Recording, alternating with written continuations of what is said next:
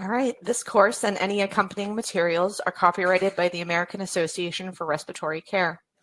Any public display, sale, copy, or distribution of video or materials may only be undertaken with prior written consent of the AARC. Copyright 2023, all rights reserved. My name is Jessie Damm. I am the current president of the Vermont and New Hampshire Society for Respiratory Care. I have been a respiratory therapist for a decade and worked primarily in tertiary critical care. I currently work as a clinical specialist for GlideScope in the Northeast region. Welcome to today's program, Implementation of a Respiratory Therapist-Driven Protocol for Spirometry and Asthma Education in a Pediatric Outpatient Primary Care Setting. For our objectives today, participants will be able to identify research question of the study, identify the study design, discuss the main results of the study, and discuss the implication of the study on patient care. I'm very pleased to welcome Hannah Magro. Hannah is a friend and a hospital-based respiratory therapist who has been practicing respiratory care for 20 years. She is a board-certified asthma educator, a pulmonary disease educator, and holds the adult critical care specialist credential. Hannah also serves as the education chair for the Vermont and New Hampshire Society for Respiratory Care. Hi, thank you for having me. Super excited to do this today, Hannah. I am too. For disclosures, Hannah has no relationships to disclose. I disclose that I'm a clinical specialist for GlideScope, and I advise on both video laryngoscopy and bronchoscopy. We also should cover that any brand names of products or medications may be mentioned only as examples of technology. Any use of brand names is not in any way meant to endorse a specific product, merely to illustrate a point of emphasis or to provide information and education regarding availability. Hannah, thanks so much for joining us. Thank you so much. And I just want to take a second to thank the AARC for the opportunity to be here presenting. I really appreciate it. So today, like Jessie said before, I am discussing the Editor's Choice article from the Respiratory Care Journal,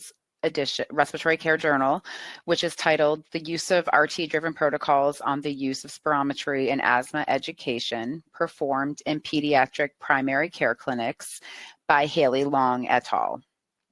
And before we get into the article, I would like to touch base on how to read a study, or at least how to guarantee you don't get lost in the middle and give up, like sometimes I do. Sometimes studies can get wordy, and while I'm sure all of those words are very important, it turns the reader off. This is where the abstract comes into play. The abstract is the summary of an entire study that is usually placed below the title of the article and above the actual study. The abstract provides a summary of what the study involves, the methods used, the statistical data, and most importantly, the results. Personally, I like to know the results of a study before I read it because it aids me in understanding the methods used. So, the first part of the study we will be discussing is the background.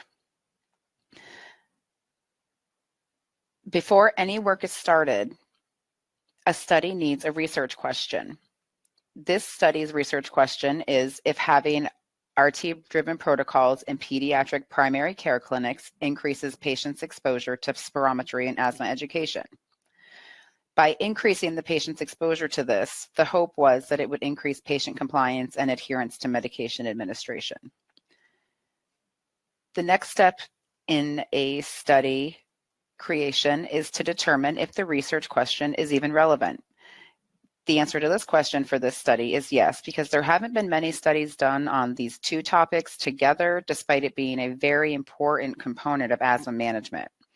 It would be more cost effective due to the decrease in hospitalizations, ER visits, and medication usage that would result if there was an RT available to assist in managing these asthma patients.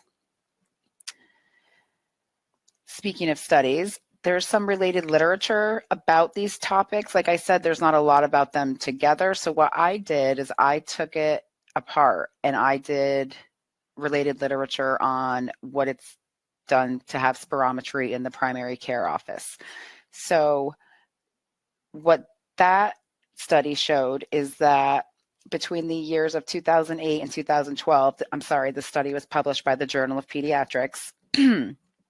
Spirometry was satisfactorily performed on 894 children, 5 to 19-year-olds, whose asthma severity had been determined by their pediatrician using asthma guideline-based clinical criteria.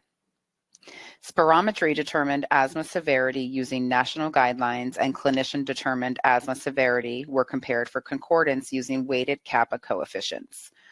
Results were that the spirometry-based results could better guide pediatricians in determining appropriate therapy for asthma patients. This study is interesting because it proves that regularly performing spirometry increases the likelihood that asthma maintenance will be more closely monitored and more closely controlled so that the patients have more manageable symptoms and less lost days of school or lost days of work, or, can't go outside because their breathing's too bad. The second related study was a pioneer RT-driven protocol study done at Rainbow Children's Hospital in Cleveland, Ohio. They implemented an asthma protocol based on the exacerbation components of the 1997 NAEPP asthma guidelines and utilized the RTs to assess and treat asthma as indicated by patient condition. Hold on. Sorry, went back. Results proved that once the protocol was established, there was a significant decrease in length of stay, lower readmission rates, and lowered overall cost of care. This study shows the importance and necessity of involving respiratory therapists to participate more actively in the patient's direct care plan. By utilizing RT-driven protocols, the provider can trust the right things will be done to manage a pediatric asthma patient, and the likelihood of over or under treatment is low because there is another set of eyes monitoring the patient. These two studies showed that both of their concentrated areas of focus are vital for better managing pediatric asthma patients. It's so important to manage pediatric asthma correctly, for it will determine the condition of patients' lungs for the rest of their lives. If the patient is constantly going on and off medications for exacerbations, there's going to be airway remodeling and further chronic, irreversible lung damage due to the fluctuating inflammation. If they are monitored by a respiratory therapist in their primary care clinic and have spirometry and asthma education provided by a respiratory therapist, there is a higher chance that the asthma patient will be more inclined to adhere to their regimen. With that said, we're going to move into the methods used in this study. This was a quality improvement study aimed at increasing the frequency of spirometry and asthma education in children with asthma seen at the pediatric primary care through the use of RT-driven protocol. The sample size was appropriate for the study at just under 1,000 participants. Spirometry and education were performed annually for children greater than or equal to 6 years of age with intermittent asthma, and biannually for persistent asthma.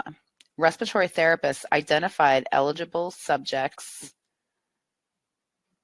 by looking in the EMR before their visits, and the MDs were invited to complete a questionnaire before and after the protocol implementation to assess barriers and protocol satisfaction. This slide is the first figure in the study, and it shows the flow of what the respiratory therapist would do to find eligible patients for the study.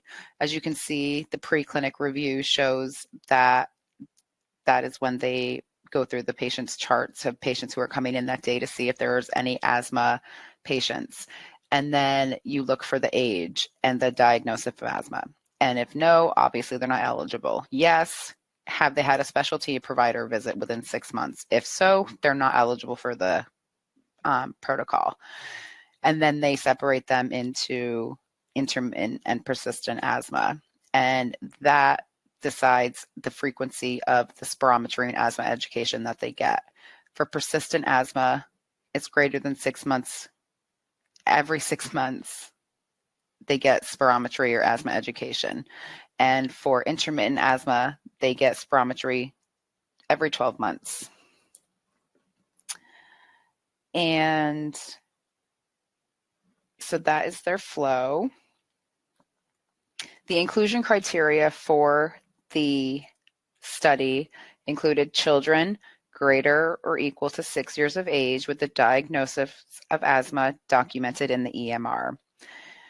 They have to have had a scheduled primary care appointment with the listed reason as one of the three following, either a health supervision exam, a well child check, or an asthma-specific visit.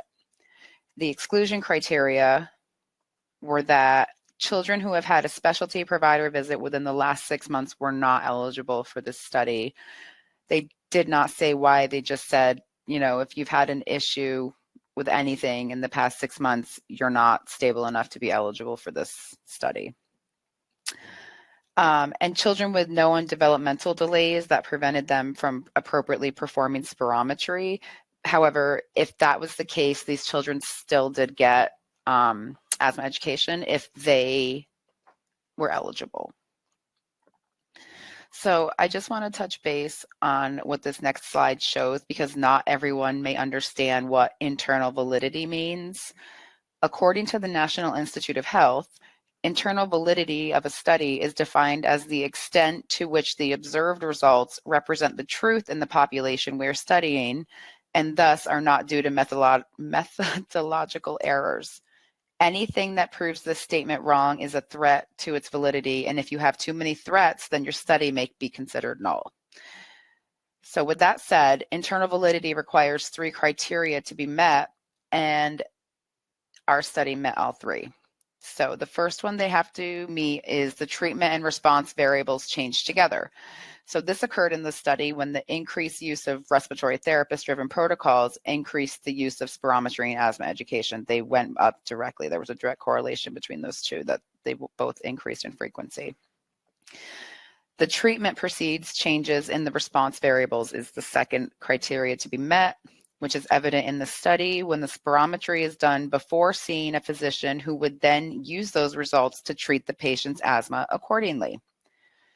The third criteria is no confounding or extraneous factors can explain the result of your study. The answer to this question is no. Thus, this study has high internal validity, which encourages readers that the study was effective with positive results. Next, we will move on to the statistical data of the study. The researchers used an unpaired t-test with 2 tails and unequal variances to compare continuous variables. An unpaired t-test is a statistical procedure used that compares the averages and means of 2 independent or unrelated groups to determine if there is a significant difference between the two. You use an unpaired t-test when you are comparing 2 separate groups with equal variance, even though they use unequal variances in this one. The 2 related groups are the spirometry and the asthma education group. The Fisher exact test, which is used when there's a group of less than 1,000 participants in a study, was used to find the p-value for the study, and that was statistically significant at less than 0.05. A statistical software was used for data analysis called PRISM 9.5. And when I said the p-value, it's called the probability value, and it's the number describing how likely it is that your results occurred by chance. So the smaller the p-value, the less likely the results occurred by chance, and the stronger the evidence that you should reject your hypothesis that your study wasn't going to be right. And a p-value, like I said, of less than 0.05 was considered statistically significant.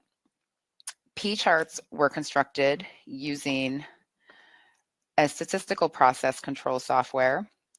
And what this means is these charts were selected to allow month-to-month comparison for the outcome values that have different denominators.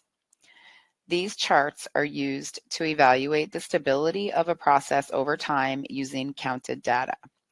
A control chart is a graph that is used to study how a process changes over time.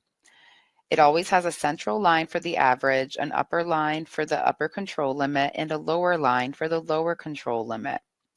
This graph monitors process stability over time, compares process performance before and after significant process improvements. So as you can see on this P chart, once the RT-driven protocol is initiated, which is the middle line down the center, you can see the results increased on both of the graphs, proving that post-protocol implementation really makes a difference having an RT at the office. So what did the study show? Well, the study showed that in total, 932 children were included. Prior to the protocol implementation, spirometry was done only 64.9% of the time, and education 62.6% of the time. Post-protocol implementation, spirometry was done 92.7% of the time, and education was done 88.5% of the time. Here is figure 2 showing the study breakdown in flowchart form. There were 495 children in the pre-protocol group and 437 in the post-protocol group. Pre-protocol, this might get a little wordy and numbery, but stay with me. Pre-protocol, of the 495 children who were eligible for spirometry and asthma education, only 436 were eligible for spirometry, and of that, only 283 were done. There were 452 eligible for asthma education pre-protocol, however, only 283 were done. They don't say why they weren't done, just that they weren't done. They never said if there was a lack of equipment or time. It never came into play in the study. Post-protocol, there were 437 children eligible. Of those, 399 met the criteria for spirometry and asthma education. And of those, 370 performed spirometry and 353 had asthma education. So it's fairly evident that instituting this RT-driven protocol greatly increased the care and management of pediatric asthma. When the results came in, you can see in this chart that it's greater than the expected. 80% was the expected completion rate, and it's just way over it. So you can see it was very, very, very helpful. So they did a survey after and before for the physicians about how the protocol implemented in their offices did and how it interrupted the flow of the clinic. And they said that the biggest barrier to this study was clinic flow. So I think if they can find a way to overcome that, then they could really help out a lot of more asthma patients. And I think it would really help the respiratory care profession to expand into that sector. So the limitations of the study were that it was only limited to 6 months. So very short time, but after that 6 months, the healthcare group that did the study started instituting a respiratory therapist-driven protocol in all their other facilities that cared for asthma patients. They did not investigate the reasons testing and education were not performed on children who met the criteria, but like I said before, clinic flow interruption is likely the culprit. They didn't record the spirometry results, the prescribed med data, or changes in the asthma outcomes as a result of the intervention. And I really think that did this study a disservice, because those are very vital things to know. And as a respiratory therapist, it's important that we help manage that care with those things. The study did state that the future studies should evaluate patient-reported outcomes, use of rescue meds, and barometric data.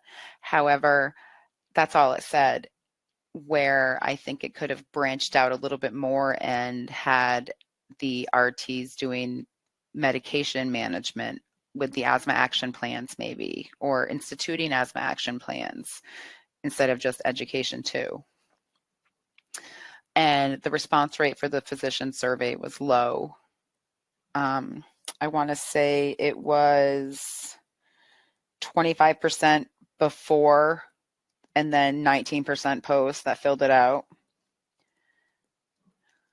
So the conclusion was that the implementation of an RT-driven protocol significantly improved utilization of spirometry and education for children with asthma, and that RTs working in a primary, my computer fixed primary care physician to PEEP. Can you tell I'm a respiratory therapist?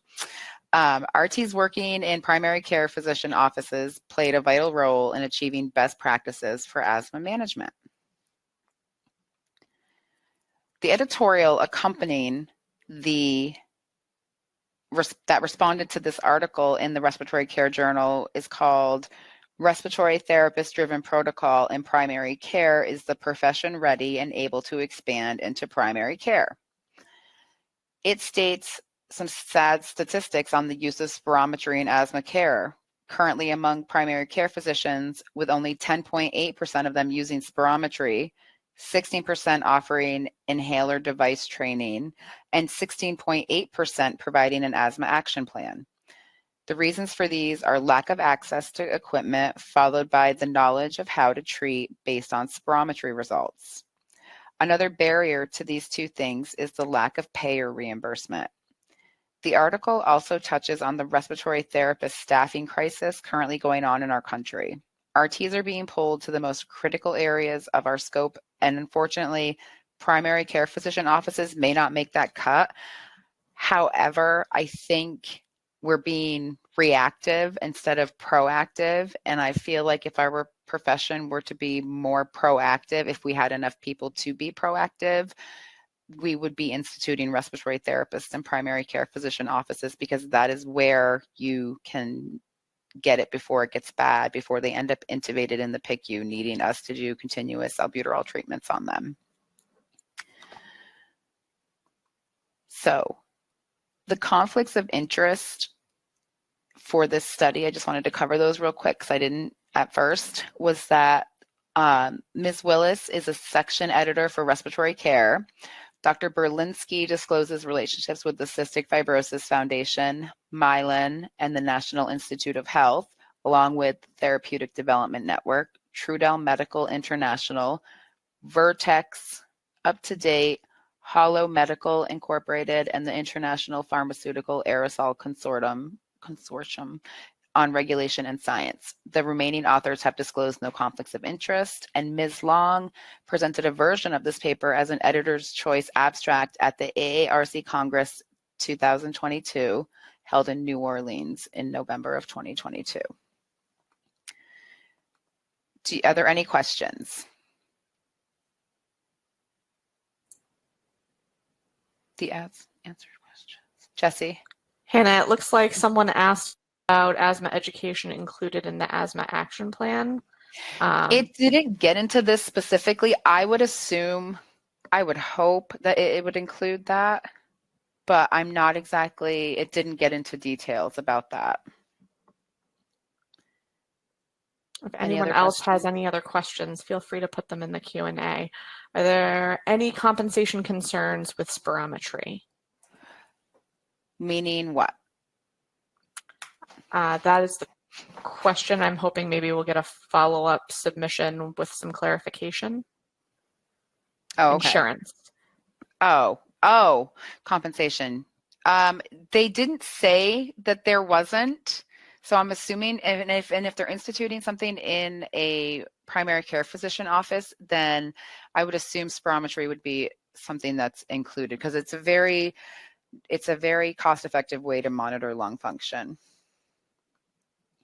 And I would hope that it would be done by a respiratory therapist. We know that's not always the case, unfortunately. I know. Actually, I had PFTs done recently, and they were not done by a respiratory therapist. Sadly, some depending on where you are, it is often the exception to the rule rather than the rule itself. Right. And that's just that just speaks to the shortage that we have, the staffing crisis we have. Yes, absolutely. And it becomes a little bit difficult, or sort of mires your results a little bit, because how often do our staffing problems affect our patient care, and also in a measurable outcome sort of format. And those are probably questions that we'll never really be able to answer. No, unfortunately not. You have another question. What about peak flow training education? That I hope is included in asthma education, because peak flows are super underutilized in trending. People don't understand that when you have your best and you're in your green, your lungs, when they start to inflame before an exacerbation, your lungs will start going into the yellow before you even start feeling short of breath. So you really need to teach people to do peak flows as a trending tool at home. It drives me nuts when a patient comes into the ER and they're like, do a peak flow, and you're like, it's going to be awful. They can't even breathe. But it's not for most acute care, but it should definitely be involved in asthma education, because it is vital for trending and can really catch an exacerbation before it starts. So yes, please peak flow. There's another question asking about utilization of asthma scoring. So they didn't do any scoring. They didn't say they did scoring, but I think that may have been a disservice for them, because the different types of scoring that we have available, the asthma control test, and there's another one, I want to say MIPS, maybe not, but it's something like that to cover asthma symptoms, and those would be fantastic to have, as it's more quantitative data that you can put results down for and measure and see a trend if it goes up or down. For sure. Okay, another question. Do you know of any DME companies that work with pediatric offices to provide peak flow meters in the office? I know my primary care will just give you a peak flow meter, but I probably am in the minority of that. Yeah, you probably are, and it's right up there with spacers. Yeah, I think they should. I don't know of any that give them out to them. They must just order them from like a general distribution center, and they just must have a stockpile of them. But I worry about them showing people how to use them if they don't have experience, teaching them. So the other thing that wasn't incredibly clear to me from this article was it really didn't talk about adherence. No, it didn't. And I was hoping they would, and it was just, these people didn't have spirometry and asthma education, and then we had an RT come in and take control of that, and now they did have it done. So it didn't speak to if they had it done continuously, if it was, it was only a 6-month study, so they only technically even got the persistent people that would have come in twice if they had them at the beginning and the exact end of the study. You know what I'm saying? So there wasn't enough time to follow up and make sure people were adhering to the plans. It also sort of leaves us to extrapolate out, yes, they got spirometry and education, but then what did that sort of give us? Exactly. It didn't say that the physicians changed their care plan with the patient, and the reason they said the physicians didn't fill out the survey post-protocol was because a lot of their patients weren't just asthma patients. They had other things going on, and that they thought they only meant the strictly asthma patients. So physicians in general didn't really respond about if they changed their care plan or not. Yeah, one of the response rates was 19%, I think it said. Yeah, it's ridiculous. And I think, I was reading different studies, and a lot of it is physicians aren't comfortable with it because they don't understand it. Well, if you had a respiratory therapist in your office, imagine how great that would be for so many different reasons, It's You almost could like have, if you could have taken the protocol that they utilized in this study and then added to it and tracked interventions for, emergent interventions for asthma and things like that in this group, could we have then proven the financial value of putting an RT in a primary care office? And would that have then given us really strong, convincing, and compelling data to then be able to expand the arena that we practice in? right. And I think compensation, we go back to compensation for that, because we know as respiratory therapists, a lot of our stuff outside the hospital is hard to get compensated for. Yeah. Or it's very undervalued, but I know we're all working on that right now. And we're doing a great job because it's getting better every year. For sure. We've had a few more comments and questions come in while we've been chatting. One person asked, would this proposed position need to be like a per diem as needed, 1 day a week in the clinic, or a full-time position in the clinic to reduce PICU admissions and improve patient outcomes? That's a great question. And I think what would be smart of the physician's office to do would be to either do a couple things. They could employ a respiratory therapist to come twice a week, and they can, have their asthma patients come in during those days, or they could host like an asthma clinic, and where just the whole day is just their asthma patients, and the respiratory therapist will get, because it doesn't take, if your respiratory therapist gets 30 minutes with each person, each child and their family, that's a lot of appointments during a day. And if they do 2 of those a week, that's a lot of, care that they're getting that they weren't before. And maybe it would take the stress off the physicians at that point. I don't know. Well, and something I was thinking of is if you could get it paid for, big if there, but if you could get it paid for, you could have like a virtual asthma coach and do your sessions on Zoom. Oh, completely. After the first test is done, and once their spirometry is finished. Well, we want to repeat the spirometry every 6 months for persistent and every 12 for intermittent. And I didn't like that they didn't include the rest of the asthma population, because they're the severe part and then the low intermittent, but they matter too, and they're also asthma patients, and they also have symptom management issues. So like they're just focusing on the 2 middle groups. And so I think having an RT and having clinics would be fantastic in a primary care physician's office. I just can't believe it hasn't been done yet, because we're so underutilized in that sector again. Another question that came in, comment that came in, you had mentioned another test and fraction of exhaled nitric oxide, the FeNO test. Is that what you were referring to? I know that goes back a few minutes. Wait, hold on. Let me see. Say that one more time, Jessie?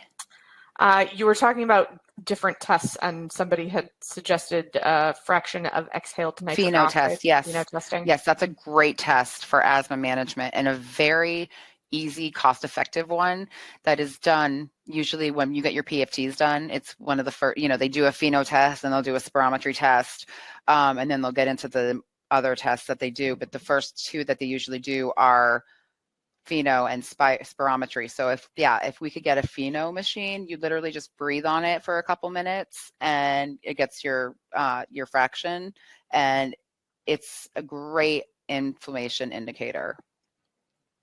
And some people don't even know that they have that much inflammation, and then they get a FeNO test and they realize they do, and then they do the spirometry and it matches, and then they could get the asthma education. So if we could get like an outpatient asthma clinic somewhere, it would be fantastic, because that would get us out of the hospital. It would be great for the communities. I mean, I don't know why it hasn't been done yet. I mean, I think about going back to your missed days of school, missed days of work, parents needing to take time off of work to take kids to appointments, the overall cost of asthma that's somewhat hard to quantify, but very, very significant. Better control is better for everyone. Right. And how many people do you know that goes, my doctor gave me this inhaler. Guess what's not included? Guess what's not included? A spacer. Always the spacer. Somebody did say spacers are super underused. I just read that, and that's why I wanted to comment on it, because that is so huge. I had a nurse come up to me at work yesterday and was like, can you get me a spacer because my patient can't coordinate? I'm like, you should always be using a spacer. So in my head, spacers are not optional, but nobody asked me. No, I don't think they should be. And I think along the lines of peak flow meters, they should be handed out in physicians' offices too. Because I think if we had NDI adherence, it would be a lot better. I also think it becomes a barrier that you have to get a separate thing to go to the pharmacy and get a spacer.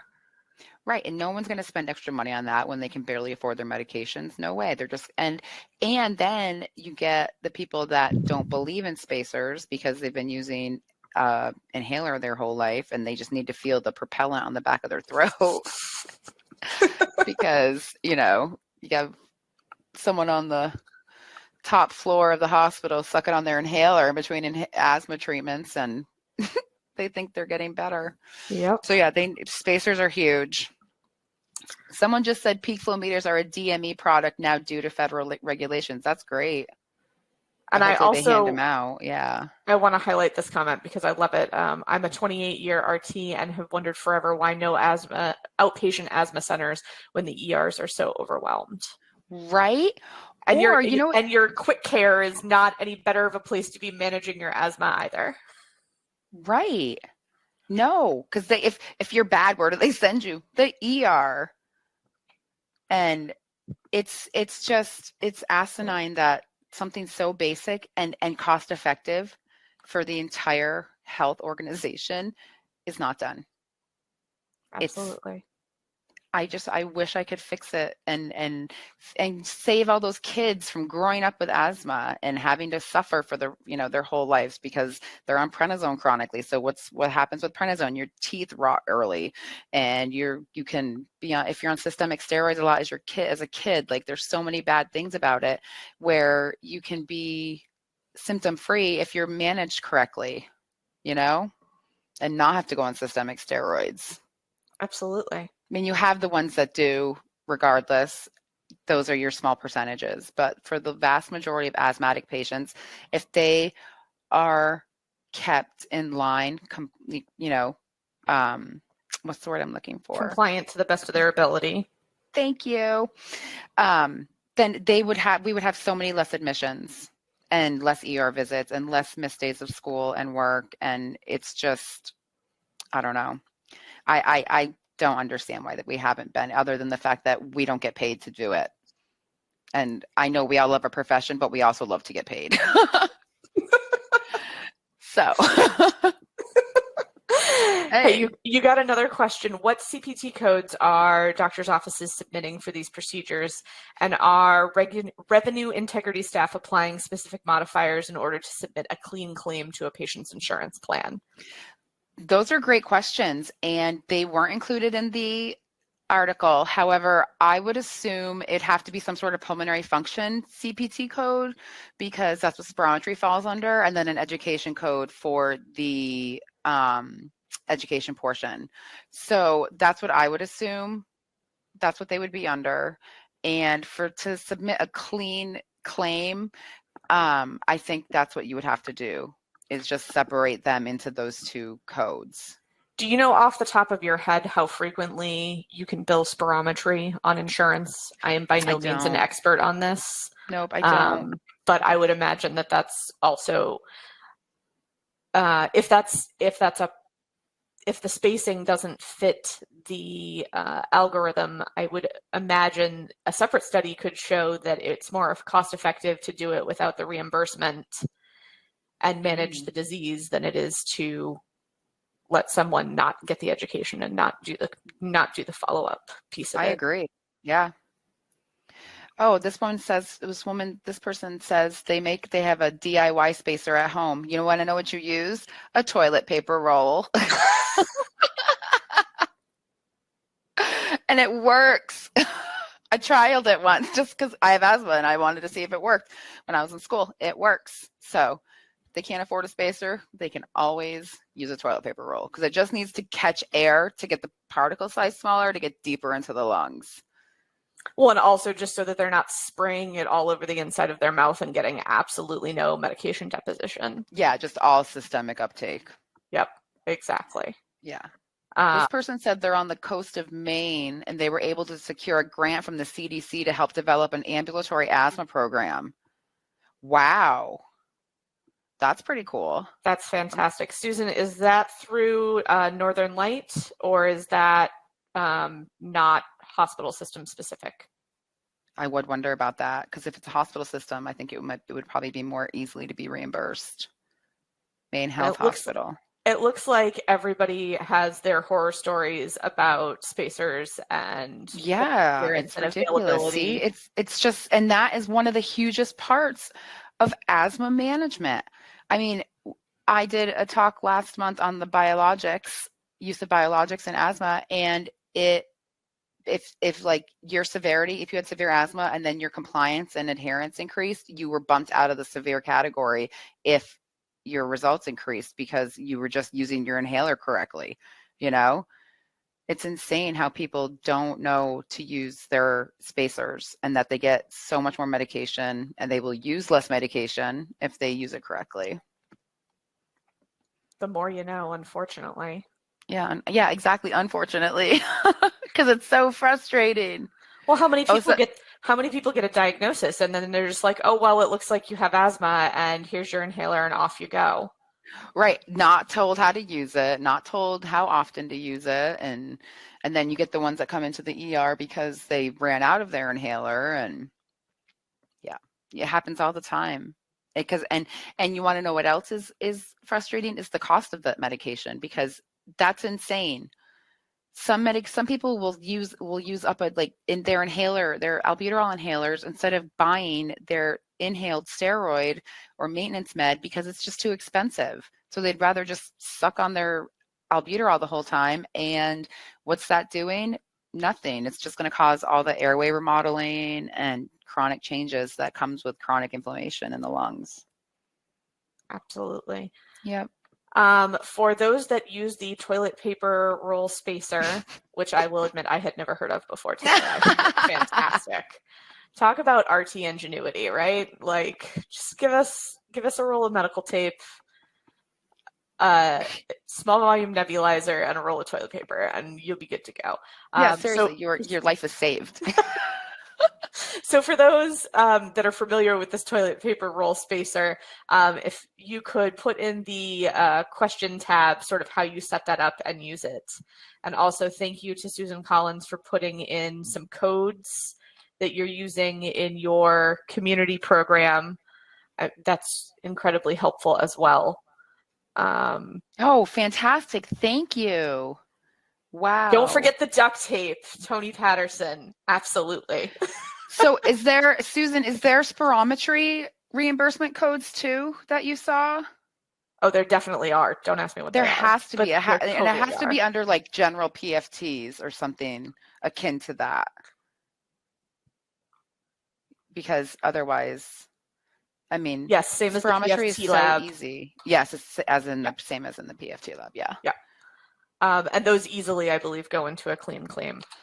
And I wonder how, yeah, exactly. And I wonder how often we can claim them. Or if that's only like once a year, if you should get an addendum to the code to say, if they fall under these two categories, they should be having spirometry more often.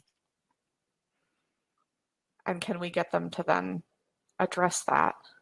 Yeah, that's That's where the legal people come in. That's where the Washington people come in. Absolutely. For those that just did the fly-in in Washington on Tuesday. Yeah. I'm going to do a last call for questions if there's Yeah. anything else that we need to cover that we haven't. I don't know about transcripts for the podcast, but I will ask when they come back on. And I know somebody else was hoping to use the study. So I will also go ahead and address that at the end and probably follow up. My revenue integrity team states that it has to be in the physician's treatment plan for frequency. Interesting. Yeah, and that would make sense. Like an actual note that shows that they need it, right? And good documentation. Yeah, absolutely. And another comment about how frequently we update our protocols and our inclusion criteria for protocols. Maria is talking about wanting to get a protocol updated so that kids will fit into the inclusion protocol. It's really hard to find pediatric protocols. We use a lot of larger medical centers ones. Well, this adapt them to us. But the inclusion criteria for this was 6 years old. That's pretty young, truly. Right. Tony Patterson asked about viewing the CPT codes. Those are in the Q&A, Tony. You should be able to scroll down through. I think it'll be under answered questions. And Jacob also had questions about the codes. So Susan's comment is a little bit further down if you just keep scrolling. Gotcha. Awesome. Well, this is great. Well, I'm so glad everyone was so responsive. Thank you guys so much for letting me do this. And Jessie, thanks for being awesome and helping me out. Thanks for presenting this article, and also thank you for chatting with me. And I also forgot to say that there is an upcoming JournalCast on October 10th. The education specialty section is going to do a webcast by Terry Miller and moderated by Mandy DeVries on Dare to Create, Elevating Our Profession Through HOSA. I know there's a lot of great stuff coming through participation with HOSA. So I look forward to attending that on October 10th. We hope that you'll join. Thanks, everyone. If you are a group participant, please have your group leader submit your information to the group attendance tab to be provided with follow-up instructions on how to submit for credit. If you have any questions, please email crce@aarc.org. This concludes today's presentation. Once marked concluded, the system will automatically submit credit for you after you complete the survey. You can check your status in the credit submission tab. We hope you all have a great afternoon.